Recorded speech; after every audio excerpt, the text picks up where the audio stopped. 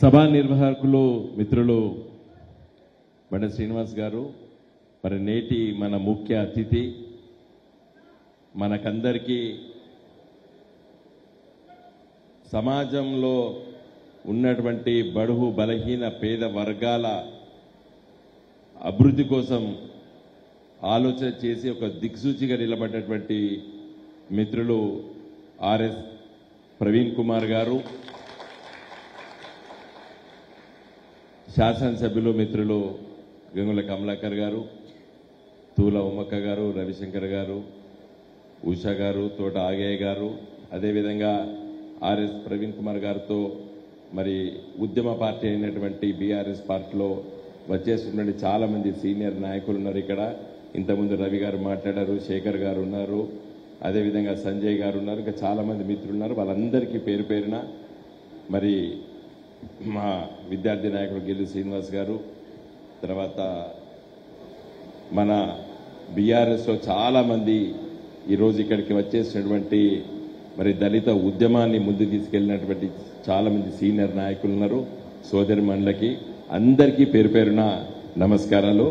సమయం లేదు కాబట్టి క్లుప్తంగా మరి మాట్లాడదాం అనుకున్నాం. ఎందుకంటే మన ముఖ్య అతిథి చాలా విషయాలు మాట్లాడాలి కాబట్టి ఆర్ఎస్ ప్రవీణ్ కుమార్ గారు మాట్లాడాలి కాబట్టి ఇక చాలా మంది మిత్రులు నేను మాట్లాడతాం, మేము మాట్లాడతాం అందరున్నారు. ఇప్పుడు నా మొహాలు చూసి అందరికీ అడిగినరు, క్షమించాలని చెప్పి కోరుతూ తొందరగా ముగిద్దాము అనే ఉద్దేశం కాదు, వారి మాటలు ఎక్కువసేపు విందామనేటువంటి ఉద్దేశంతో మాత్రమే మనం ఇది అయిపోయిన తర్వాత భోజనాలు చేసి పోదాము.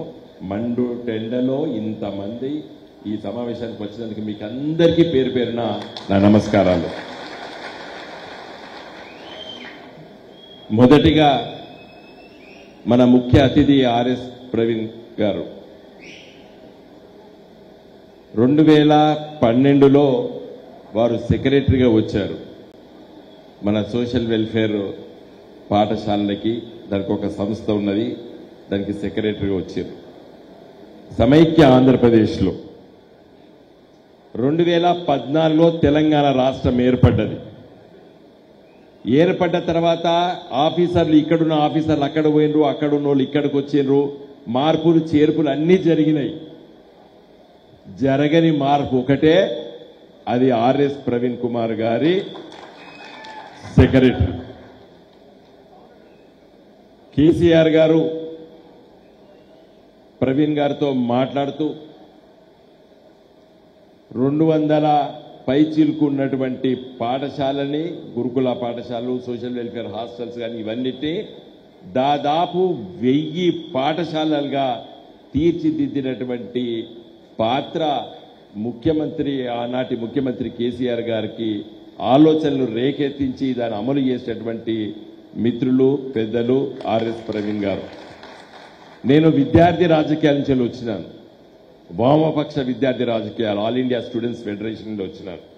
14వ ఏటలో నేను పాఠశాల 10వ తరగతి పాస్ అయి గవర్నమెంట్ జూనియర్ కాలేజ్ హన్మకొండలో చదివి, తదనంతరము గవర్నమెంట్ కాకతీయ డిగ్రీ కళాశాలలో డిగ్రీ చేసి, కాకతీయ యూనివర్సిటీ కాలేజ్ ఆఫ్ లాలో మరి న్యాయశాస్త్రం చదివి న్యాయవాది వృత్తిలో ఉన్న సందర్భంలో నేను చాలా సందర్భాల్లో విద్యార్థి నాయకుడు ఉన్నప్పుడు సోషల్ వెల్ఫేర్ హాస్టల్స్లో భోజనం చేసి వాళ్ళతో పడుకున్నటువంటి రోజులు నాకు చాలా తెలుసు. నేను కరీంనగర్ ఎంపీగా 2014 నుండి 19 వరకు ఢిల్లీలో ఉన్నప్పుడు ఒక విప్లవాత్మకమైనటువంటి మార్పు జరిగింది. ఇక్కడ ఉన్నటువంటి తల్లిదండ్రులకి, విద్యార్థులకి, యువకులకి తెలవలసిన అవసరం ఉన్నది. అది ఏంటంటే మార్పు అంటే ఈ మార్పు జరగాలి, నిన్న మొన్న జరిగిన మార్పు కాదు. ఏం చేసిండ్రు ఆర్ఎస్ ప్రవీణ్ గారు? కేంద్రంలో ప్రభుత్వము సెంట్రల్ యూనివర్సిటీస్ ఉంటాయి, కేంద్ర విశ్వవిద్యాలయాలు దేశవ్యాప్తంగా ఉంటాయి. మన దగ్గర చదువుకున్నటువంటి సోషల్ వెల్ఫేర్ జూనియర్ కాలేజీలో చదువుకున్నటువంటి పిల్లలకి డిగ్రీ కళాశాలంటే మన జిల్లా కేంద్రాలలో, మన టౌన్లో ఉన్నటువంటి డిగ్రీ కళాశాలని దిక్కు ఉండే. కానీ చట్ట ప్రకారంగా ప్రతి విద్యార్థి భారతదేశంలో ఉన్నటువంటి 28 రాష్ట్రాల్లో ఉన్నటువంటి కేంద్ర యూనివర్సిటీ సెంట్రల్ యూనివర్సిటీస్లో కూడా మన అర్హులం. కానీ దురదృష్టవశాత్తు ఎవరికీ తెలియదు. ఎవరికి తెలుసు? ఉన్నత వర్గాల పిల్లలకు మాత్రమే తెలుసు. ఒక 2-3 జనరేషన్లు చదువుకున్నటువంటి తల్లిదండ్రుల పిల్లలకు మాత్రమే తెలుసు. ఆర్ఎస్ ప్రవీణ్ గారు ఢిల్లీలో ఉన్నప్పుడు, అప్పుడు నేను పార్లమెంట్ సభ్యుల్ని, మరొక ఆఫీసర్ని అక్కడ పెట్టడం జరిగింది. మేము ఆలోచన చేసిన తర్వాత ఇవాళ 1000 మంది పిల్లలు మన సోషల్ వెల్ఫేర్ హాస్టల్లో చదువుకున్నటువంటి దళిత బిడ్డలు, ఆడబిడ్డలు ఇవాళ ఈటానగర్లో చదువుతున్నారు, గౌహతిలో చదువుతున్నారు, త్రివేంద్రంలో చదువుతున్నారు, బొంబాయిలో చదువుతున్నారు, ఢిల్లీలో చదువుతున్నారు, కాశ్మీర్లో చదువుతున్నారు, కొచ్చిన్లో చదువుతున్నారు, ఢిల్లీలో చదువుతున్నారు. ఇది చాలా మందికి తెలియదు. నేను విద్యార్థి నాయకుడు ఉన్నాడు వాటి కాబట్టి మాకు అన్ని తెలుసు. అదే కాదు, ఇవాళ మన బిడ్డలు బాగా చదువుకోవాలనేటువంటి ఉద్దేశంతో ఇవాళ వాళ్ళు చేసినటువంటి కార్యక్రమాలు మీకందరికీ కూడా తెలుసు. స్వెరోస్ అనే సంస్థ ఎందుకు పెట్టినరు? సోషల్ వెల్ఫేర్ ఎరోస్ అంటే ఆకాశమే నీకు హద్దు. అంటే సోషల్ వెల్ఫేర్ హాస్టల్లో చదువుకున్నటువంటి బిడ్డలారా, ఇంకో మీకు అంత ఎదగొచ్చు అని చెప్పేటువంటి ఆలోచనే ఆ పదం, దాన్ని ఎన్నుకున్నటువంటి పదాన్ని అర్థం. వారు ఎప్పుడో చెప్పంగా విన్నా నేను. ఓ 10 ఏళ్ల కిందనో ఒక విద్యార్థి, రాజకీయాలు ఉన్నాయి కాబట్టి నేను ఏదైనా స్టూడెంట్స్ ఇష్యూస్ అన్ని చదువుతుంటాను ఇప్పటికి. వారు, నేను planning board vice chairman, Koppula Eshwar గారు సోషల్ వెల్ఫేర్ మినిస్టర్ గారు, వారు సెక్రటరీగా హైదరాబాద్లో మినిస్టర్స్ క్వార్టర్స్లో మేము ముగ్గురం కూర్చొని కూడా చాలాసేపు చర్చించి కొన్ని ఆలోచనలు చేసిన వారు. బాల్కా సుమన్ గారు కూడా వచ్చిండు, ఎందుకంటే ఆయన విద్యార్థి నాయకుడు బాల్కా సుమన్. చాలా ఆలోచన చేసినాం, కానీ వారికి ఎక్కడో దగ్గర రాజ్యాధికారం చాలా ముఖ్యం. నిర్ణయాలపట అమలు చేసే ఒక అధికారిగా నేను ఉన్నాను.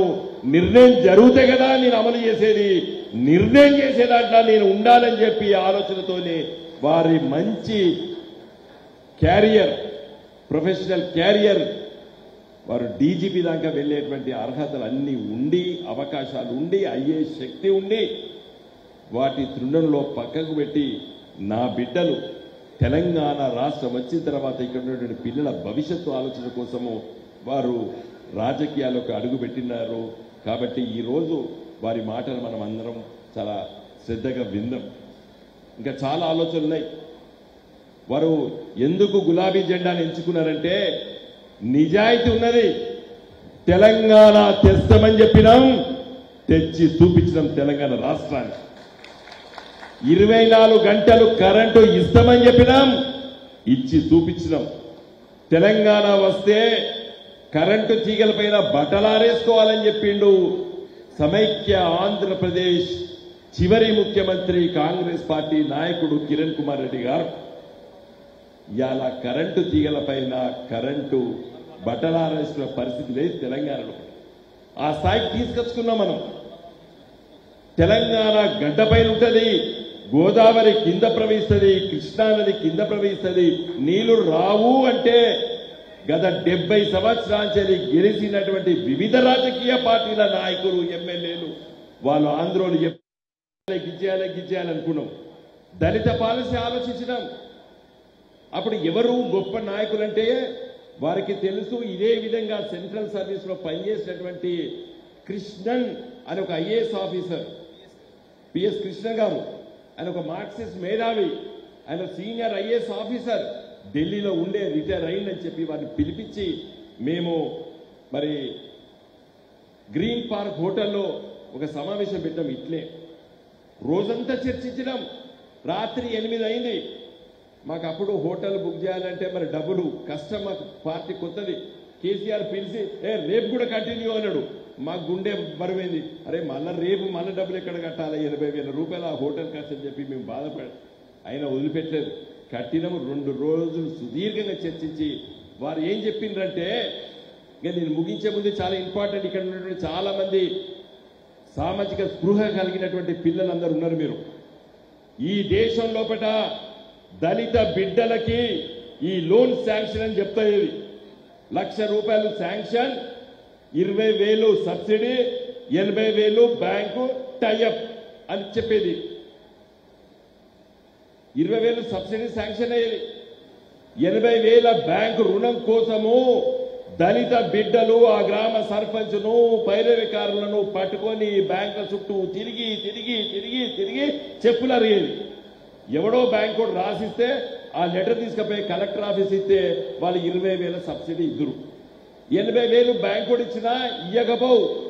వాడు ఏం చేస్తూ 80,000 శాంక్షన్ రాసు, 80,000 మళ్ళా డిపాజిట్ పెట్టుకును, FDR లో పెట్టుకును. ఈ 20,000 రిలీజ్ చేద్దరు. 20,000 దళిత బిడ్డలు తీసుకొని ఏం చేసుకుంటారు? ఆ పైరవికారు అటు ఇటు అయిపోయిన తర్వాత ఏం చెప్తురు? ఇంకో ఎస్సీలకి ఇస్తే ఇంకో గిట్లే పైసలు వేస్ట్ అని చెప్పి బదనాం చేద్దురు. అంటే ఈ సెక్షన్ ఆఫ్ సొసైటీ నాకు తెలుసు. నేను కమ్యూనిస్ట్ పార్టీలో ఉన్న సందర్భంలో కూడా చాలా మంది చెప్తారు, వీళ్ళకి ఇస్తే వేస్ట్ డబ్బులు అని చెప్పి బదనాం చేయడానికి అది ఉపయోగపడ్డ స్కీమ్ తప్పితే కానీ ఇది కాదు. మీ ప్రభుత్వాలు ఇవ్వదలుచుకుంటే 100% సబ్సిడీతో మీరు డబ్బులు ఇవ్వాలి. ఏ బ్యాంకు దగ్గర లోన్ అని పెడితే ఆ ఇన్స్టాల్మెంట్ కోసం వాడు వచ్చుడు. ఈ బర్రెలు పెట్టుకుంటే చిన్న చిన్న యూనిట్స్ పెట్టుకుంటే బ్యాంక్ కూడా ఇన్స్టాల్ పేమెంట్ రీపేమెంట్ మీద సతాయిస్తారు. అట్లా ఇవ్వద్దు. ఈ దళిత పాలసీ ఈ విధంగా ఉండాలని చెప్పి ఆ రోజు 2002లో మా చర్చల్లో వచ్చినటువంటి సారాంశమే ఒకటేసారి ప్రభుత్వమే ఇవ్వాలి. నువ్వు 2 లక్షలు ఇస్తావా, 5 లక్షలు ఇస్తావా, 10 లక్షలు ఇస్తావా, but it should not be link to bank loan అని చెప్పి ఆలోచనే దళిత పాలసీ, అదే దళిత బంధు మిత్రులారా. కాబట్టి దయచేసి ఇంకా చాలా ఆలోచన చేయాలి. సోదరమని ఇంతకుముందు ఉషా గారు మాట్లాడిన సందర్భంలో చాలా విషయాలు చెప్పారు. నేను ఒక పార్లమెంట్ సభ్యుడిగా నా వంతు కర్తవ్యాన్ని నిర్వహించిన 5 సంవత్సరాలు చాలా విషయాల గురించి మరి మీకు అందరికీ తెలుసు. నేను వాటికి జోలికి పోతలేను. ఒకే విషయం చెప్పి నేను ముగిస్తాను. నన్ను పార్లమెంట్ సభ్యుడిగా కరీంనగర్ ప్రజలు ఎన్నుకునేటట్టు మీరందరూ ప్రయత్నం చేయండి మిత్రులారా. నేను చెప్తాను, నాకు ప్రవీణ్ గారు లాంటి ఒక మంచి స్కిల్, అడ్మినిస్ట్రేటివ్ స్కిల్ ఉన్న వాళ్ళము. మేము పార్లమెంట్లో అడుగుపెట్టిన తర్వాత తెలంగాణ రాష్ట్ర అభివృద్ధి కోసమే 24 గంటలు పనిచేసి ఈ రాష్ట్ర ప్రజల్ని గొప్ప పౌరులుగా తీర్చిదిద్దేంత వరకు మేము విశ్రమించమని తెలియజేస్తూ నేను సెలవు తీసుకుంటున్నాను. జై తెలంగాణ.